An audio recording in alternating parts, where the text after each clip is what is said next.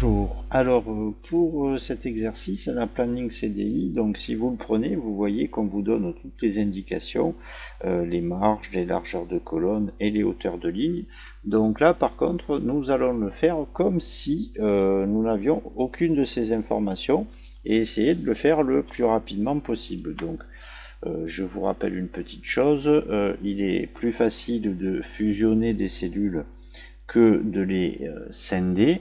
Surtout, ça fonctionne mieux au niveau de Word. Donc, en fait, ce que je vous propose, c'est de construire un tableau en regardant le nombre maximal de colonnes que l'on devrait avoir, quitte à en fusionner une partie.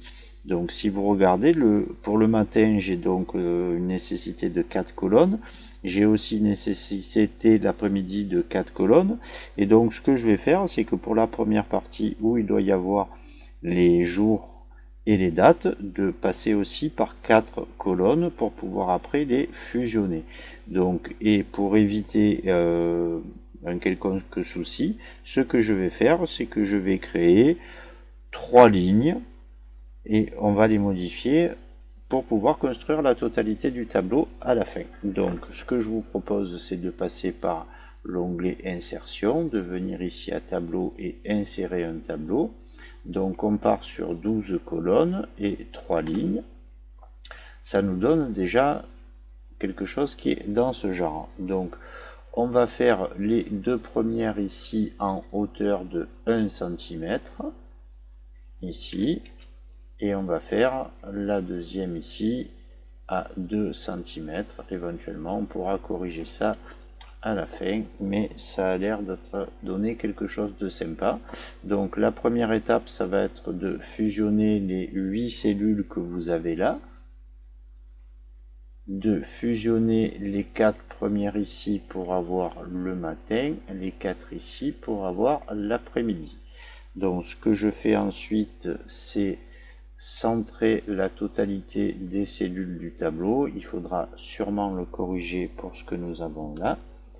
Là, je peux saisir le matin, tabulation, l'après-midi, dessous, une fois 8 à 9, et après vous pouvez continuer la saisie, quitte à changer un peu la taille des caractères. Donc là, ici, je vais fusionner pour pouvoir mettre ce dont j'ai besoin, entre autres ici, donc le lundi 11. Une fois que j'ai fait ça, pour continuer mon tableau, je me mets dans la dernière cellule et j'appuie sur la touche de tabulation tant que j'en ai besoin. Vous voyez que ça devient beaucoup plus facile de réaliser un tableau. Donc on a ici une petite fusion et la trame de fond d'une autre couleur. Voilà, donc il nous reste comme d'habitude le petit souci de ce que je rencontre toujours en faisant ce genre de tableau, c'est-à-dire avoir heure et dessous jour. Donc là, ce que je vous conseille de faire, c'est de changer dans la disposition, de mettre les deux intitulés sur le côté et de jouer ici avec un retrait et ici avec un autre retrait. Et une fois que vous avez fait ça, vous venez dans l'onglet création et vous faites ce qu'on appelle une bordure diagonale bas. Voilà, si après vous voulez faire les encadrements un peu plus foncés autour de cette partie là et de cette partie là, vous voyez que là déjà j'ai un souci de sélection selon d'où je pars. Donc là vous pouvez le faire de cette manière. Voilà, donc ce qu'on va faire, c'est qu'on va définir ici qu'on veut une bordure telle que ça, un peu plus grasse. Donc là, vous avez le petit crayon. On évite le petit crayon en appuyant sur échappe. Vous sélectionnez les cellules, vous venez dans bordure et vous dites bordure extérieure. Je fais la même chose au milieu ici, en faisant juste un clic parce qu'il a retenu que c'était la bordure extérieure.